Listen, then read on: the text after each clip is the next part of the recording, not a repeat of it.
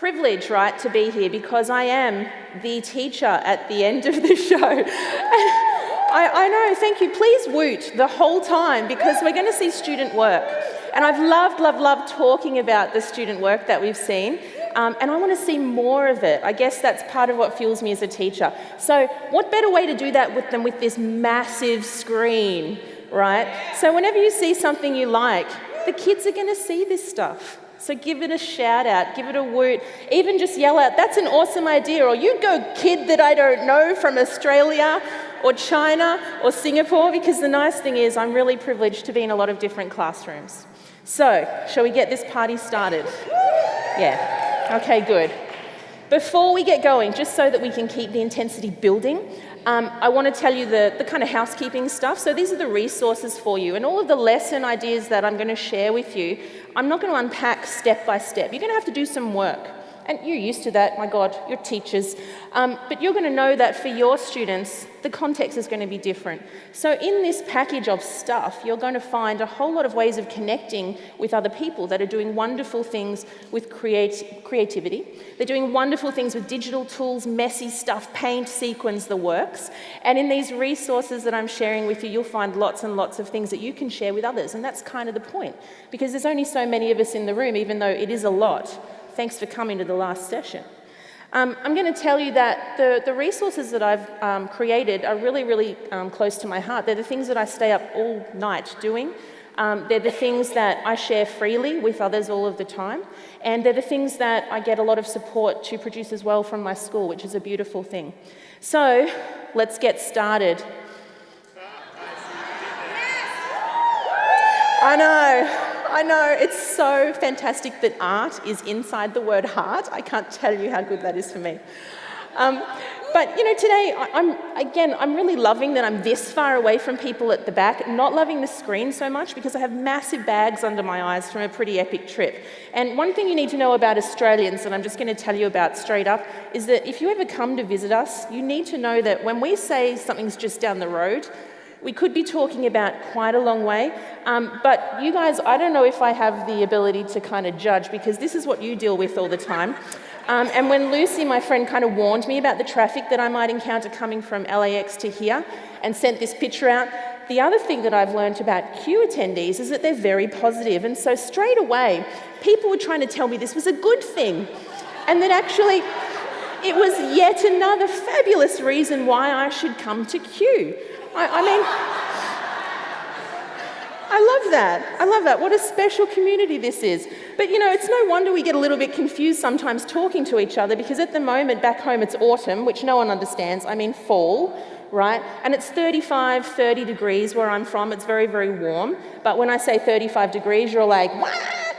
And I must say I was very confused to come to an environment where I could see snow on the mountains at the same time as a palm tree and a tumbleweed. It's all happening, but I have been enlightened. They are as good as you people say. Not a joke. Ever since Punky Brewster, I have wanted to try out these bad boys. I was like, Julie Garcia. But I have a rival for you because now that euphoria of tasting them is over, then I get my competition vibe on. And Tim Tams made my workshop go wild. Yeah, I'm doing that for every single workshop I ever run in the future. The sugar seemed to really help. You know, there is a synergy here. There is a synergy. I feel like you guys know how to rock the thongs, although when I say thongs, what I mean is flip-flops. Just getting that out there for now. I haven't seen any vending machines here though. Do you guys do that? That's next level. That's when you level up.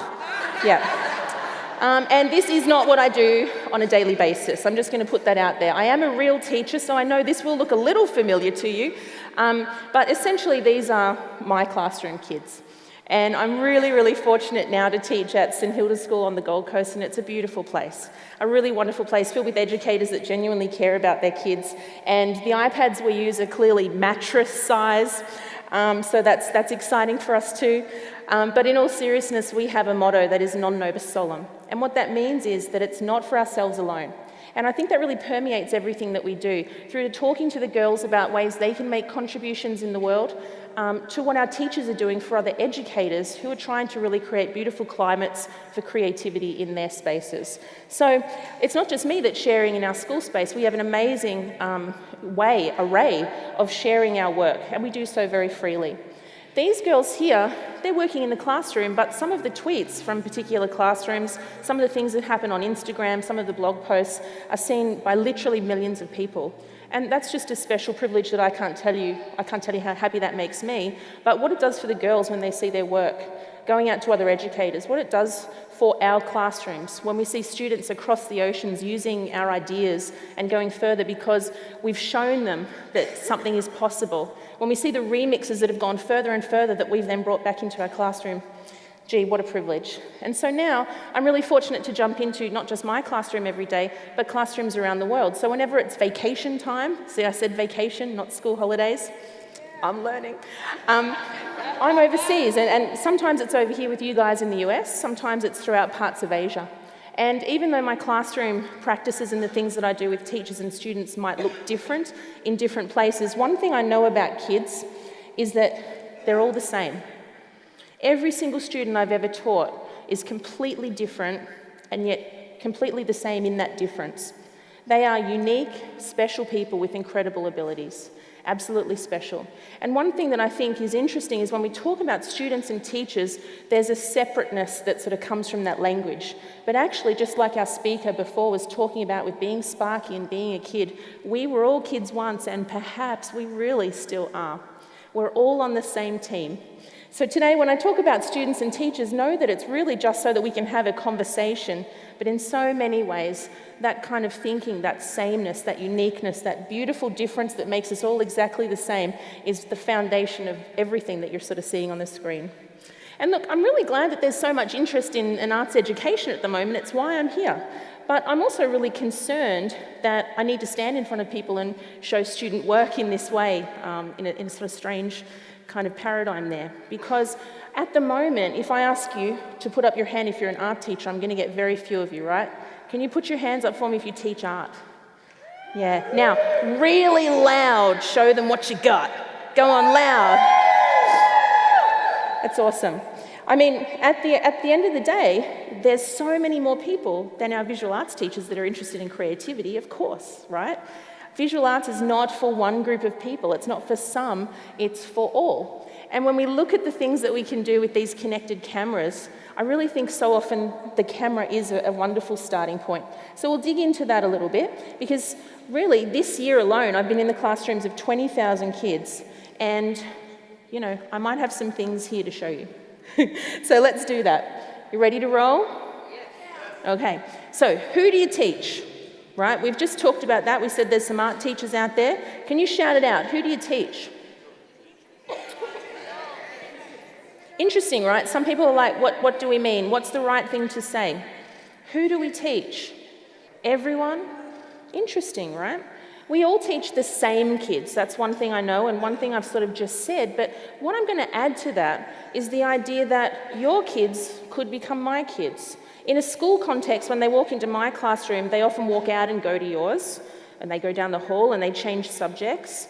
Perhaps they'll be my kid's teacher in the future. Perhaps, maybe, your kid will invent something that will directly impact on my kid. They're our kids. So when I ask you who you teach, it's a trick question, of course, because that's what you do in these sorts of interactive moments.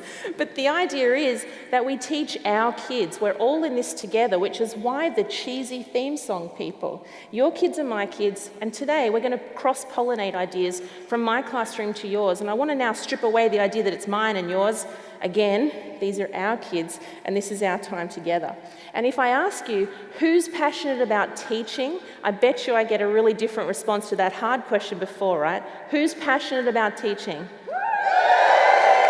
Of course. So we're on the same page. And there's some seriously great things that we can learn about teaching from the visual arts, the practices of artists and artworks. Okay, so we're going to go ahead and have a look at some of those today. And perhaps the first one relates to the really non-linear nature of art and life, and perhaps teaching, because you'd think it'd be pretty easy to take you into my classroom to begin with, but I did want to do that kind of definition thing of what a teacher maybe does or what a visual arts teacher does, and it turns out it's much harder than you would think, because if I try to explain to you that I'm a person who sometimes deals with dental hygiene by making white plasticine teeth that talk wearing cowboy hats and boots, that may not make a lot of sense. Or if I talk to you about the fact that we've made an entire lily pad kind of pond scenario with LED lights that are light sensitive, and I mean, it gets a bit weird, right? Although maybe you have also made a 5 metre tall, 900 printout bitumen and shellac artwork that is in 5 plexiglass layers. I don't know, have you ever done that? Yeah.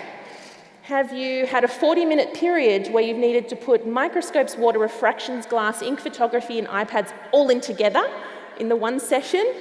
So fun, right? Who would have thought this is the stuff that we'd be doing? Like, I don't know about you, but they didn't talk to me about this at university. This was never discussed. But then again, neither was speaking at Q with you guys. And so I think we have this really, really small, very, very rigid definition of what it is to be a teacher sometimes, right? Isn't it fun to break the hell out of that definition? Don't you think? I know. Sometimes not so fun though. These are the messages that I seem to get sent as the art teacher at times.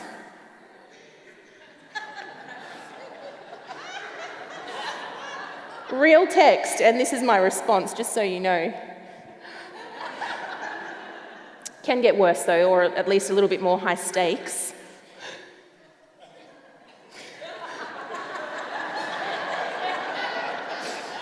This is actually my favourite because nobody died.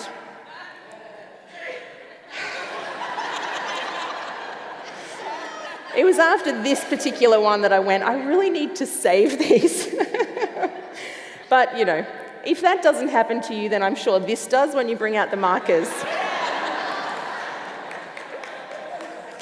Who doesn't love that? I still love that.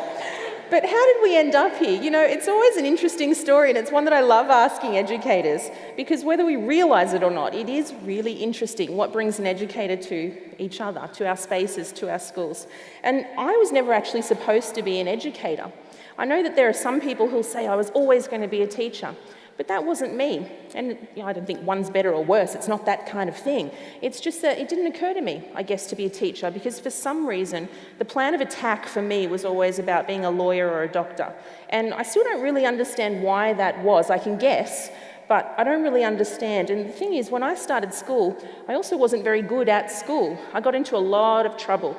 And I still remember being outside the principal's office and hearing through the doors like the list of atrocities, you know, that included ripping up paper or being under a desk when I should have been somewhere else, or hiding in a cupboard and tipping it over and smashing things. And I'm sorry, I'm not. But the thing is, you know, I really think that it's helped me to understand what some of our students are going through on that diversity of their journey, because I've been through so many different parts of, I guess, so many people's journey. From being that really poor student, I guess you would say, at the start of my schooling life, I ended up loving school. And I was confusingly high achieving in a lot of subjects by the time that I left. And that caused me problems too. I had those talks in offices where people would discuss what it was that I wanted to do, and why I was choosing visual art was often a really big part of those discussions. And I could see really early on that there was this incredibly powerful hierarchy of subjects in schools. I didn't need to go to university and learn about that kind of paradigm later on. I felt it as a kid. Didn't necessarily know what I was feeling, but the fact that the adults around me valued parts of me more than others had a really, really big impact on me. And I know it still does, because I get a bit mushy when I think about it. It was to the point that when I told my parents that I wanted to enrol at the Queensland College of Art, and that I wanted to go forward, not necessarily knowing exactly what I wanted to do, but in that direction, in the direction of the visual arts, some of the conversations went along the lines of, this is wasting your life. You know, from the people that I love. And, you know, they know, they'll hear, they'll see the recording of this. They know that those discussions at the time were incredibly damaging to me, and perhaps to our family. And I'm sharing this with you in this very intimate occasion because I want you to know that some of these discussions have profound impacts on people. For me, I'm sure it's fueled me. So thank you, Mum and Dad, God, they're amazing, aren't they? They know everything. They know just how to get the best out of their kids. It really worked. I'm not joking. I'm really a happy, very happy person, and I love you, Mum and Dad. But the thing is, some of those conversations don't have that happy ending. For me, I really felt like the world was ending towards the end of Year 12. I felt like I was stepping outside of what was possible for me, and I had to be really brave to go ahead and go further. But as I said, happy ending, right? Happy ending. Because the thing is, the arts had already told me a whole lot of things about life that I needed to know. The first one was that I had to work really hard. From age 4, I used to stare at this crusty yellow version of this Degas. When I was at ballet with my very un-ballet legs, I was pointing the hell out of my toes and making the floor shake, but I stuck at it for years because I loved it, even though perhaps other people had more talent than me. And again, thank you, ballet teacher, for never giving up on me and not putting me in the back all the time, celebrating the things that I thought I was, enjoying, not necessarily the best at, but that I knew had value for me. I had learnt through artworks that life was short. I really understood when I looked at this work through a taxi window, this is Brett Whiteley's Matchsticks in Sydney, that life was short. And I still think about this artwork sometimes when I think about how much I can cram into a day or a week or a month, and the legacy perhaps that I'll leave. And when I went to Europe for the first time at age 18, and I was on my own and I was venturing around, and I saw this work, I walked past it. I looked, but I kept going. When I went back to it 5 or 6 years later, I was able to stand in front of this for almost an hour, staring at it, getting so many more things out of it than I did that first time. We really can't underestimate what our kids' exposure is actually doing to them. What they're exposed to makes a difference, whether we see it or not. We should never stop doing things because we don't know if it's making a dent or not. For this work, I looked at it that second time around and I was moved. And I wondered about great love, having never experienced it. And sure enough, like magic, my great love appeared about a month later. This is him mowing the lawn, and he hates this picture, so I thought I really needed to put it on the screen. But this is a better one. And who's been through the joy of taking their kids to school for the first day? Yeah. Doesn't that kind of change things a little bit? I don't know, it's an interesting thing. But for me, when I watch my kids making artwork, I know now more than ever, they're falling asleep with the Etch-a-Sketch. Mushy. I know when I watch them. I don't have to look at the research. I do, but I don't have to know that to make art, to create, to do, to be fascinated, to be curious, these things are all innate human qualities. And we've talked about that a lot. It doesn't matter whether you're young or old. To make and to create is to be fully human. So to talk about an education that doesn't include arts, guys, we're missing it. I can't say that strongly enough. If we're missing out on funding, if we're missing out on programs, if I'm hearing from teachers that suddenly they're working in 2 schools and not 1, simply because the time that they're allowed to spend in class has been halved, and that teacher now has half a role in one school and half in another, and the numbers of kids have stayed the same, that is not okay. I absolutely know that. Our programs need to include really rich arts learning experiences because these are the things that kids learn. Artists demonstrate these things: comfort with ambiguity, strategies to generate ideas, curiosity and a willingness to play and experiment and interact. And for me, these things have been pivotal in my life. I've only had one in my life. Sometimes when you do 2 Wednesdays in a row, it feels like more than one. And, I can't say this stuff as well as Dr. Elliot Eisner. He's a bit of a hero of mine. This is going to be really small, so don't worry. This is on your resources. But he has this beautiful resource that really articulates the value of the visual arts. This has been produced through the National Arts Education Association, and it really gives us this almost sort of cheat sheet that we can use for those questions about why we might be really excited as educators about putting arts experiences into every classroom, because there's nothing here that limits arts education to visual arts classes of 50 minutes or 30 minutes or 2 hours. These things are things that we can all look at. So the arts teach children that problems can have more than one solution, or that they can make good judgments about things. These are powerful statements. There's 10 of them. I'm just showing you, 4 or 5 here on the big screen, but how beautiful is this? The arts celebrate multiple perspectives. Don't we need that right now? Don't we need to think about what we can give our students that will allow them to go further with their thinking and to understand how it is that they learn and make meaning?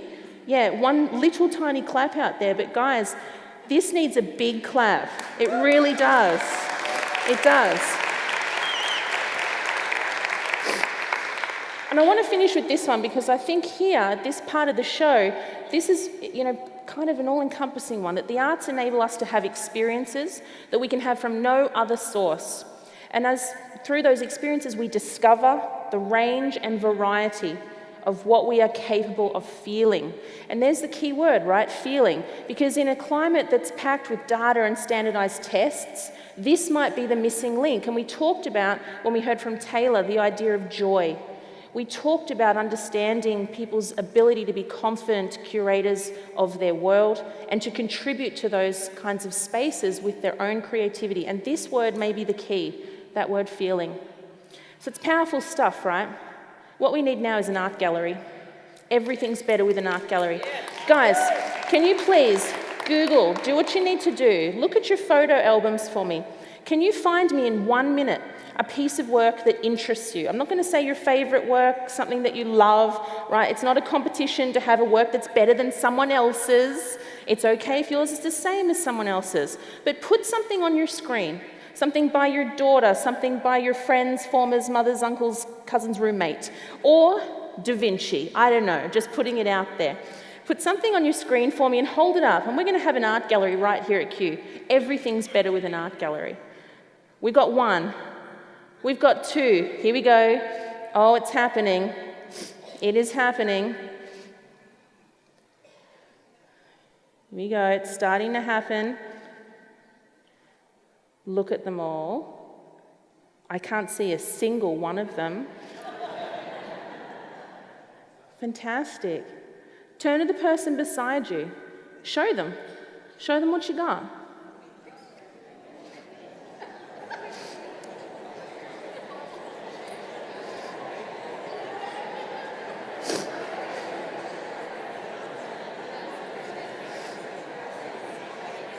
And stop.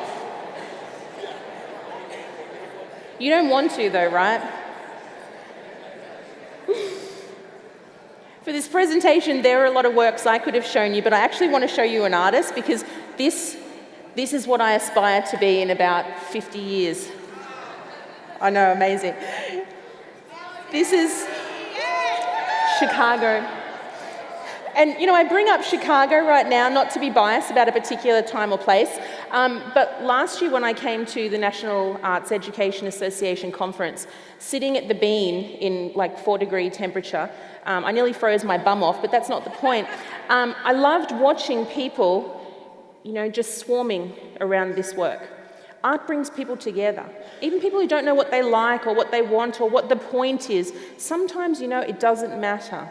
Sometimes art is having an effect on people whether they realize it or not. We are surrounded by the work of artists and designers. The chair you're sitting on, the phone you have in your hand, the bag you're carrying, the clothes you're wearing, the color of the clothes you are wearing has not arrived on you by accident. If you've ever seen The Devil Wears Prada, there's a moment, cerulean blue, people.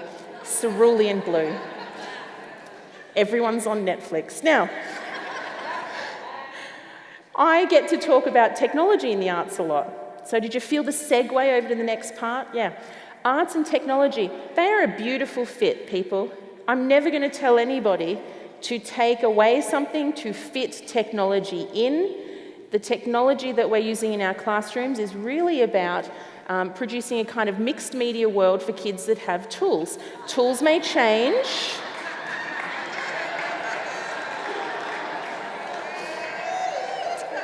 Tools may change, but it's not about getting something new and chucking away something that's old. right? We're really expanding the possibilities, working with combinations of mediums. And you know what? These guys are carrying around a studio in their back pocket. Why wouldn't you use it? Well, I'll tell you why. I'll tell you why people don't use it.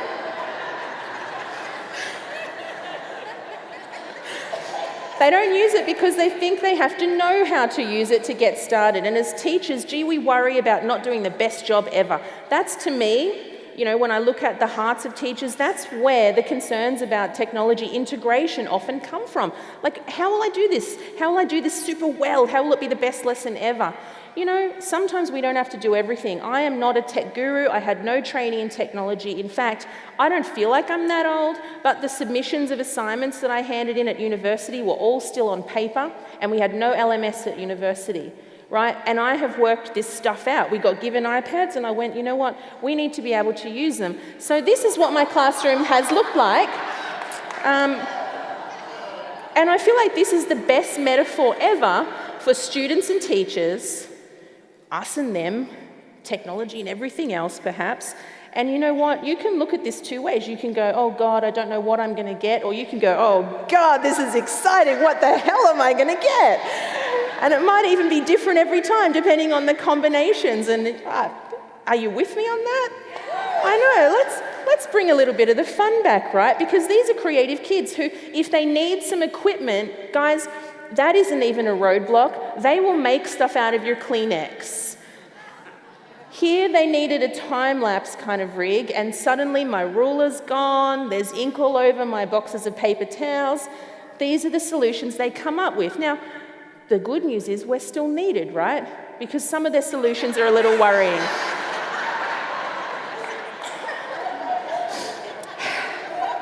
I don't like to judge, but this may need some workshopping.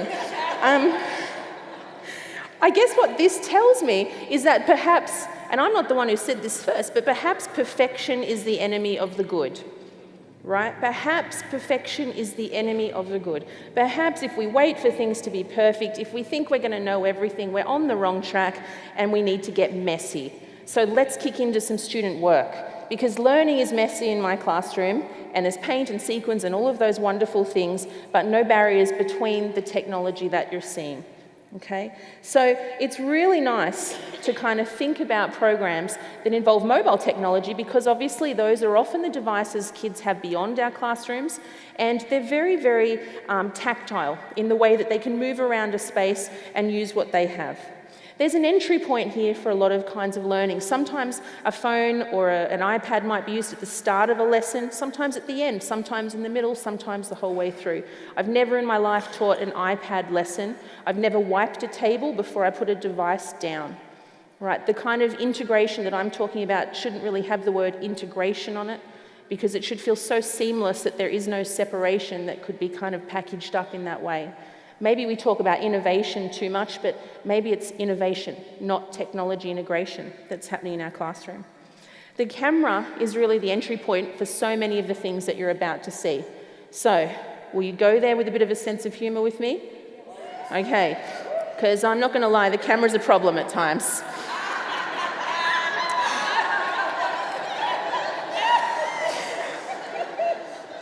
Yep, that's what I thought. Awesome. We're going to take a couple of selfies. Yes, I know, silence. It's always like that. It's except for like 3 people that are like, awesome! And they're duck-facing the hell out of this already. So, put your phones up. Let's take a couple of selfies. I'm serious. I'm actually serious. Go ahead. If you're a first-timer, welcome. You're welcome. Go on, take a couple of selfies.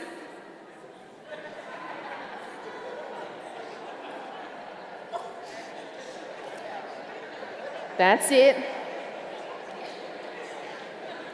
Nice one.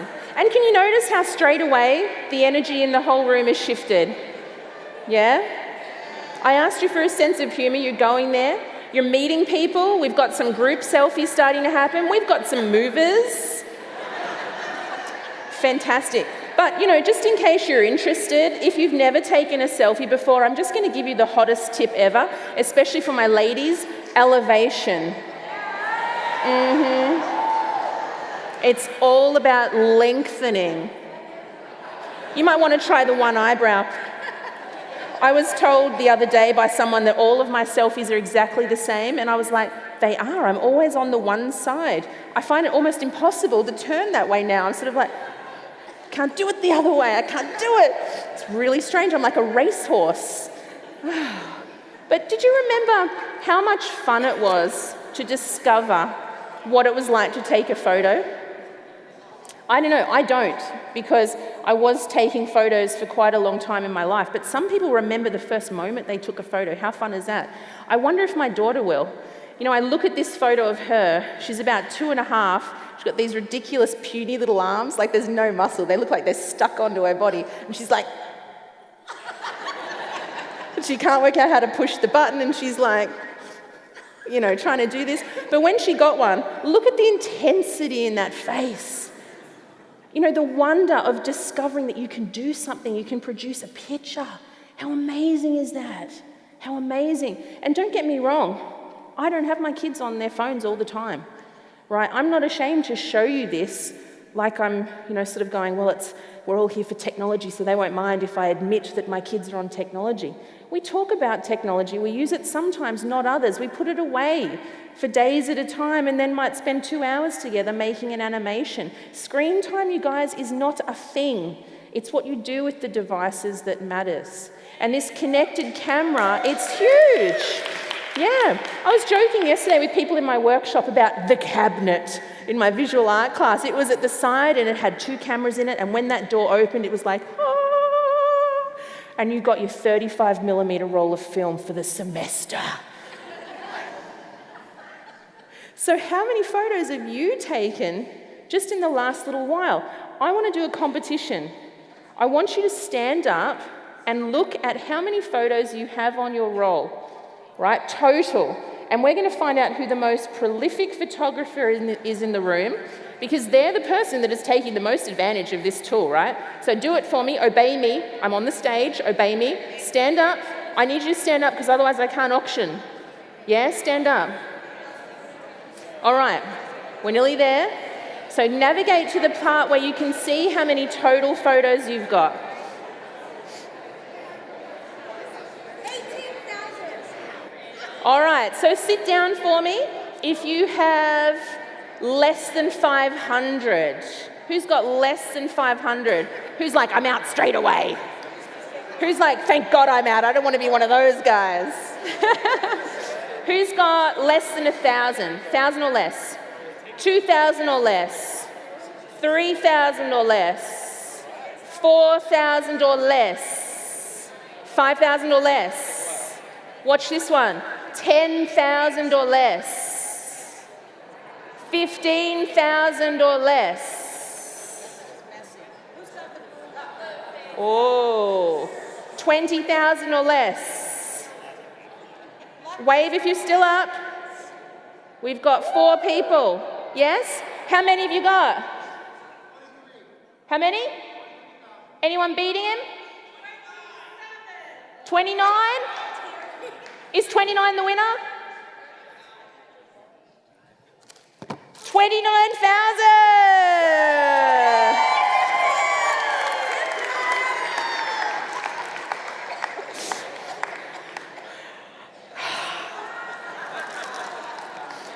The thing is, again, in all seriousness, this camera, right, that's 29,000 little moments, little memories that this storage monster has on his phone.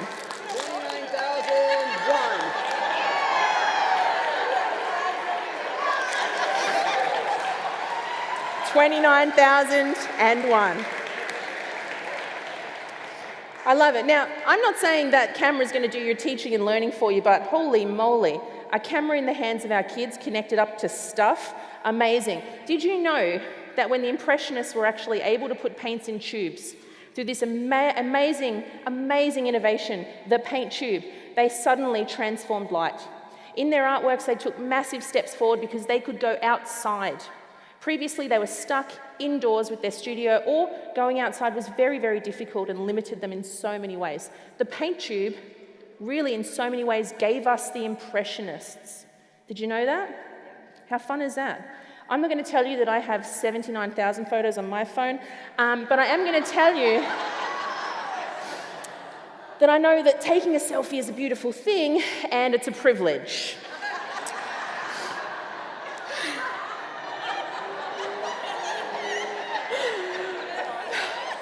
It never gets any less funny for me. I can't even look at it. And there's something weird that happens when I see that after the photo of my daughter. I'm just saying. But let's do this. Let's get on board with the selfie in our classrooms. Here's Archimboldo, one of the oldest selfies, right? A beautiful work created in the Renaissance, or as I'm sure my friends like to say, Renaissance. But it's an oil painting here, and you can see straight away some connections to a lot of learning areas, I'm sure. And in our classroom, we use an app called PictoBoldo to work in layers. It's not just an investigation of stuff from 400 years ago, a context that has long passed. It's really a way of working with colour, thinking about shape, proportion, size. And I love that now, as soon as I show you a couple of pieces of kids' work, you're like, oh, did you hear the noise in the room? I'm in the right place. We get excited about our kids' work, don't we? I know, how can you not? So feel free to woot out when you see these things. I know. These guys are working over the top of selfies, and they're transforming every part of their face. They're segmenting them and merging them with animals and all kinds of fantasy creatures. And you'll see here that this is nothing like tracing. This is exciting stuff as we kind of see all of these different layers build up. Every student's work in the room is completely different. Although they were using one app as part of this workflow, the kind of experiences that are knitted in all along the way really give them some incredible options for mixed media work. Picasso's Weeping Woman, we segment faces, we're cutting them apart, and we're sticking them back together but on each other. And in doing so, we're talking about where things belong and why. Do they belong at all? Who's different? Who's the same? What do we all have in common? What do we share? And our artworks, wow, isn't that a great discussion? Why is Picasso's work so valuable compared to mine? What's the difference with creating something over a period of 10 years versus hacking this up in 10 minutes? What do we value and why? How are things made? Why are they made? Big questions, really big questions. Some of these grade 3 animations you're seeing here are first-timers. These we just made a couple of weeks ago, and it's a remix of the same sort of activity. It's very rare that I actually run the same sort of lesson twice. They always just seem to change and morph because the kids are different, right? And I let them, of course, have a lot of agency in what it is that we're doing. They want that, they need that, they've got ideas, and I love them. I really love those ideas. And when I look at the works that they make that are still images and I see them turn into something that is animated, it really does bring artwork to life. So the work that you're seeing here, that kind of relies on mashing things up and then ends up with this kind of spooky eyeball blinking in the middle through an app like Funny Movie Maker. This is the stuff that I think is very, very exciting for our kids. The artwork talks to them. And really we go a long way from the idea of a selfie, but maybe we stick really close to it as well.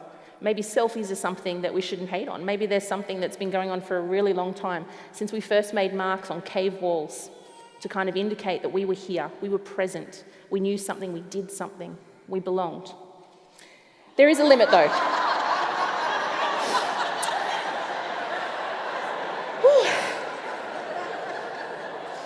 I feel like if I rival one of George's funny moments that I'm doing well, but the dog or the muffin was my big hitter on that in that sort of space. I'm here to talk about some really serious stuff, I guess, but Howard Gardner comes to mind as soon as I see this picture, because I really think about the idea that he suggests in a lot of his beautiful work that we can't ignore the sites of iconic beauty in the eyes of our students, where they find beauty, where they find those iconic signs is where we've got to go. I agree with that completely. Things like this are a go-in, right? Selfies, they're a place where we can find a hook. When we talk about 7 billion people, we talk about 7 billion aesthetics. It's irrelevant whether I like the same thing as you. It's completely irrelevant. But if we don't talk about it, we can't have that conversation. We can't find empathy. We can't reach an understanding. I love that you don't love what I love. That's great. Let's have a conversation. That's where learning's going to happen, at those intersections. Never be afraid of ugly stuff.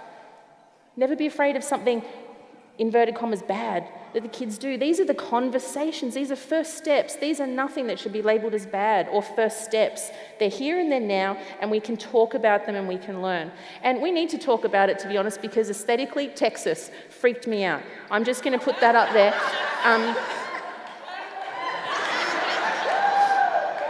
You guys, I love you, but this really freaked me out. I'm like, how can you get more on a wall? Let's go up. How about we do that? Ingenious. And I had to ask someone what this was made of.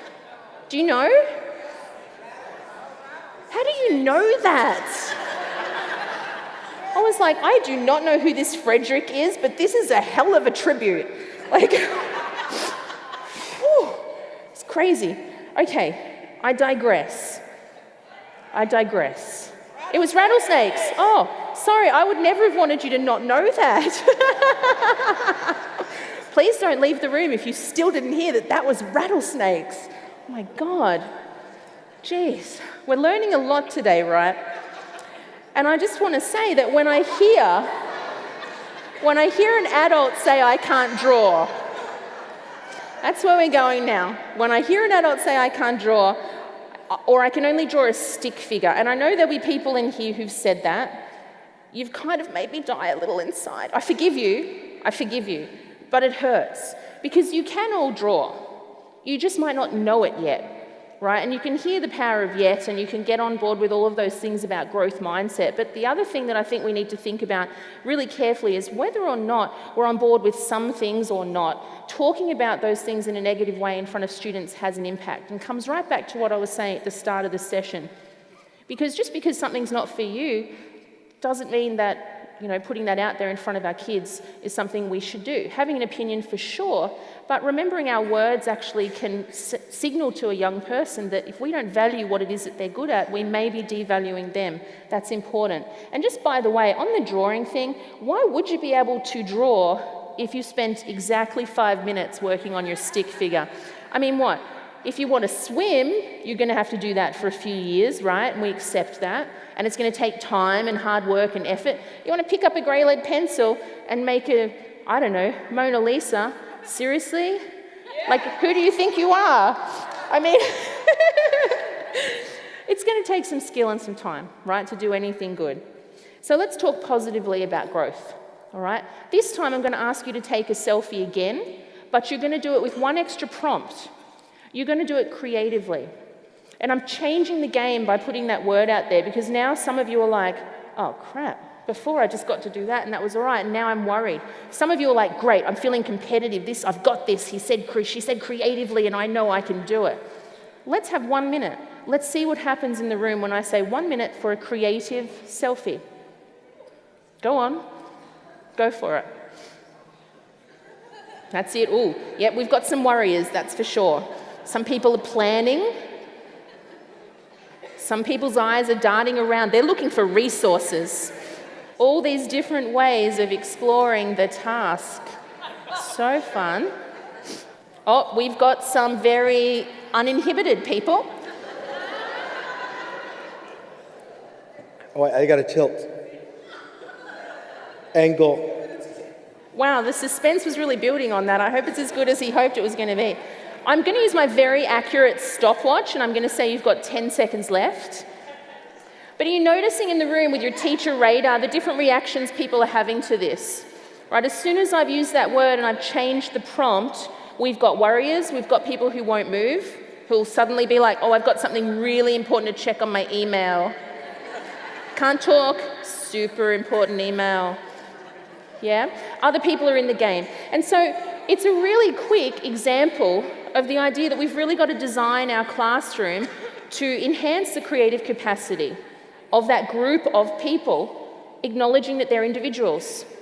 I've warmed you up a little bit with some games and some fun for that, but really, in our classrooms, we're going to have to do a lot of work for some of these kids to be able to get them into the mindset, to be able to get them to share something they've made in front of others, to prepare them to be resilient. okay? And this is a big world for these guys. One of the things about the incredible resources they have access to is that some of them feel like everything's been done before. Sometimes the weight of Google is overwhelming. If you ask a child to produce a drawing of something and you send them to Google to look for resources, to see examples, what they're actually confronted with sometimes in their mind is everything has been done. Everything I see here is better than what I can do. And so using the camera, again, becomes really powerful. You're hearing me advocate for the camera so much here, right? Because in that moment of taking a photo, we've got inherent originality straight away. It's a new thing. It didn't exist a moment before. So here's Sam. Sam was a little boy who produced a portrait in grey lead pencil, and portraiture is rough, because everyone can see whether the drawing you're producing looks like you or not. When you're doing a self-portrait, it's a win or lose situation for a lot of students in their mind. Now, I'm not saying that's not a reason to abandon ship and not do it. Not at all. But after this drawing was finished, and you can see in the top corner, the second drawing along, that's Sam's finished portrait. And then by hovering a camera that had a variety of lenses over the top of that work, Sam was able to see his work in a whole new way. There was all these possibilities. The filter wasn't doing the work for him. It's not an artwork yet. Right? But he could see that he could go further. The same filter could be used to hover over a leaf as you talk about tone or line or shape. And you could do this sort of work with other tools like simple rubbings. We've all done those. But it's a different way of seeing your world. Here's a beautiful representational painting turned into an abstraction with the same camera that you saw me using with the lasers. I was just hovering that kaleidoscope over the top, and suddenly we're not just having a conversation about abstraction, we're doing it. And we're seeing it form in real life right before our eyes. And here's my favorite app, the photo library. Because straight away I can see all the decisions that I've made being played out, and with annotations or conversations, I can add to what it is that I'm hearing with what I'm seeing. And those connections are so powerful. No mistakes, right, when you're using digital devices. Because we tell kids lies all the time about risk-taking. We do. I'm just going to put it out there. We say, go ahead, take a risk, and then we mark them. Sorry. Do you agree with me? Some of our great kids play for safety because they want to do what's expected. So they never push outside of that. They won't have an epic fail because they also know they want the A. And for some of our students who worry because they can't get the A in their mind, they're out before they begin. We say take a risk, and then we don't always set the conditions, right? But with the undo button on a screen, don't know why I did that. Let me go back. With the undo button on our screen, we've got some power in this area. And I've just stolen my own thunder here, but if you have a think about this kind of workflow where we move from one way of working to another, and we think about the idea that digital devices can allow us to do things over and over again without risk, then we're probably talking about the same thing. This picture here you're seeing has been, once again, it started with the Kaleidoscope app that you were looking at before, but we used those images to build out great big sculptural works on the floor. So in some ways, the device actually took the place of sketching, which is a big enabler for kids who find that a barrier. The same sort of app again as we look at patterns with pom-poms, and we turn those into beautiful works of art and think about the concepts of symmetry very, very deeply. These are pre-prep students creating works like this in groups, but essentially without me. The same app here was used by a Year 10 student. This is them remixing some Bird of Paradise flowers and then creating a 5-metre high oil painting of their sort of dissections that they've mirrored and warped. So the end product, you wouldn't even know that there was the impact of technology on that work. I'm not hearing any woots. It's upsetting me, to be honest. Yeah. Same app. Again, this time being used with prep students once again. They've created beautiful kaleidoscopes and they've picked out sections that they want to produce and put together in a big wall. Amazing, right? Sometimes we're using our bodies to do things. There's no technology here, but this is the same sort of lesson. I know, amazing. And when you put up the works that the students have produced, guys, please always put down stuff about the process. Show photos of what they were doing. Write down stuff that people can read about what they were learning. Put your QR codes on and link to videos so that everyone knows, because not everyone gets it. They don't all see it. Yeah? Thank you. Don't worry about interrupting me. You just do your thing with your clapping. Go ahead. I get it. It's exciting. You know, my girls will walk along and they will stare for ages at these different pieces. So I have a little bucket beside the gallery where I have little post-it notes so that they can put affirmations onto people's works, things that they really liked about it. Oh, it's such a winner. So fun. But galleries that happen instantly and that are about just right now, just for now, those are powerful too. Never underestimate an informal gallery and what that can do. I know, a revelation, an informal gallery. Couple of last things. This work here, out of all of the millions of shares that the work that these students are doing have had over the last few years, this is the single biggest dialogue I've ever been involved in. And this Dutch masterpiece went wild on social media because of this image. And I think you can see where this is headed.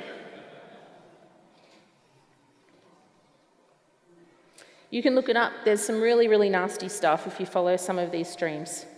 But when the dust settled and it was actually discovered that these students were engaged using an app, that they'd been in front of this work for an hour and a half, that's a long time with a piece like this. That's a struggle for a lot of students.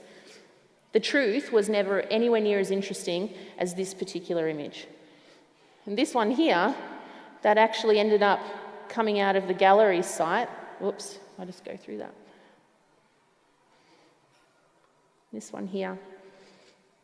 This one never got any traction at all, taken a couple of minutes later. Empathy is really important with our young people, right? And understanding what it is that they're doing and making on their devices and meeting them there, I think is really important. And really thinking about the way that we just analysed that image, the way that other people did on social media, brings me to this. If you ever want to have a look at a really meaty image analysis that you could throw out there for kids at the moment, that's a goodie. That's on the resources. Never doubt the need that our kids have to kind of learn about image analysis, because they're in a place, a time, where things can be fake, alternate truths exist, but at the same time, you can code with spheroballs and make light painting. You know, this is good stuff. Let's stay focused on the good. Let's think about the idea that we can look at apps that allow us to bring ink to our classrooms digitally. Like, is that kooky or what? And that we can send these amazing artworks all around the place with the touch of a button. I know. While their clay is drying, we can send home pictures to parents of the work that they're doing. We can be sending the kids working straight out of the room to the parents.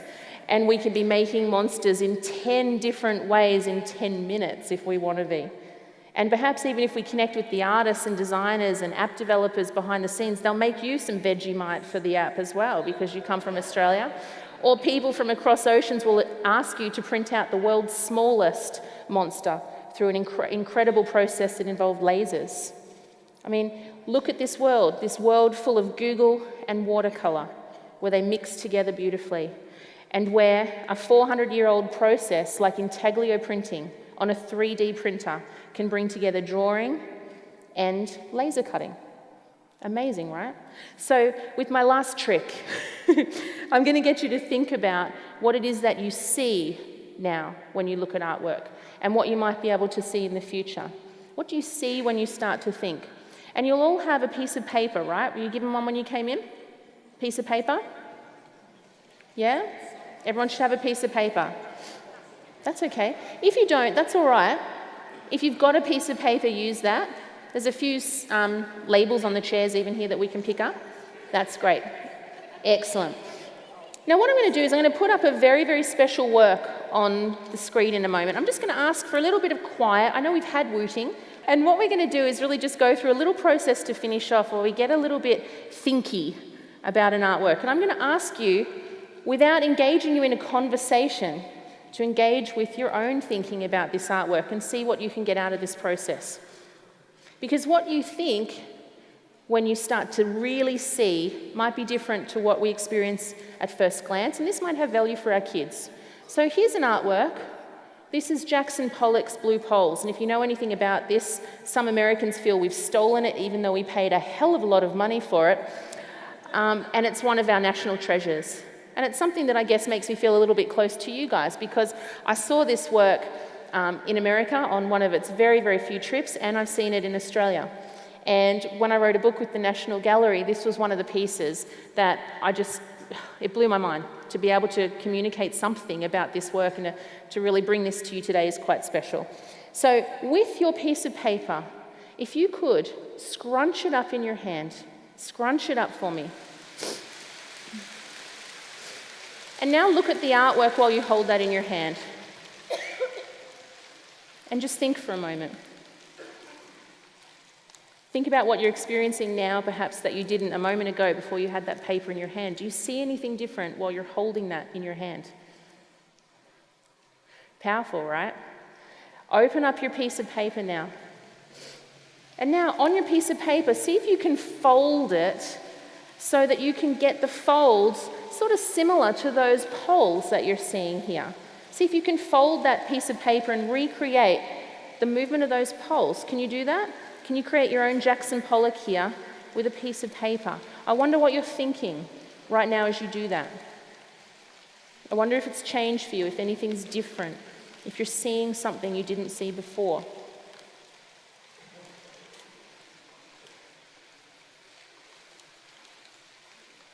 We've got some divergent thinkers who are making holes in the paper and looking at me. I'm just going to put that out there.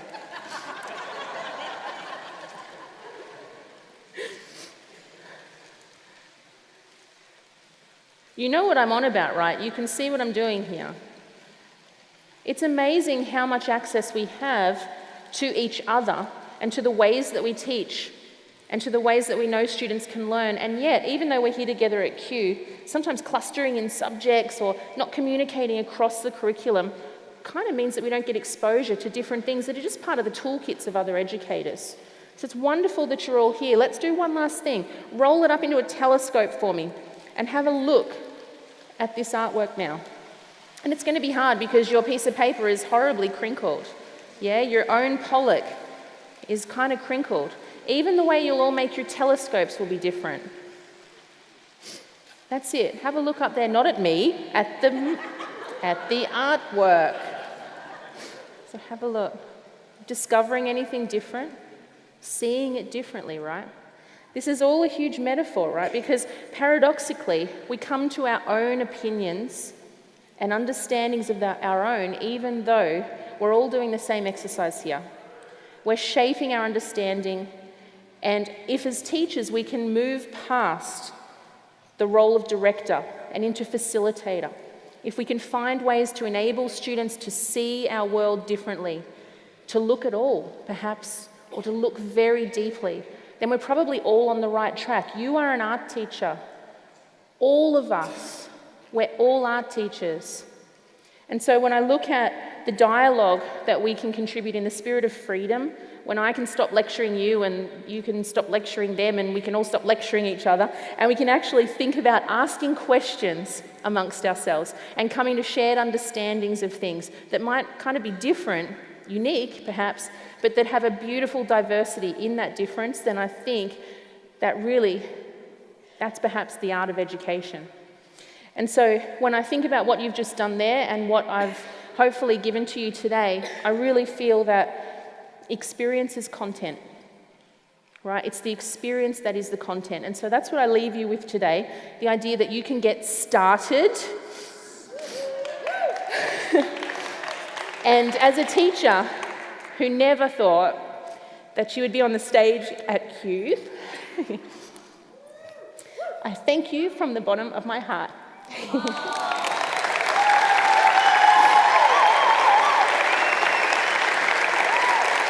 you. Thank you so much.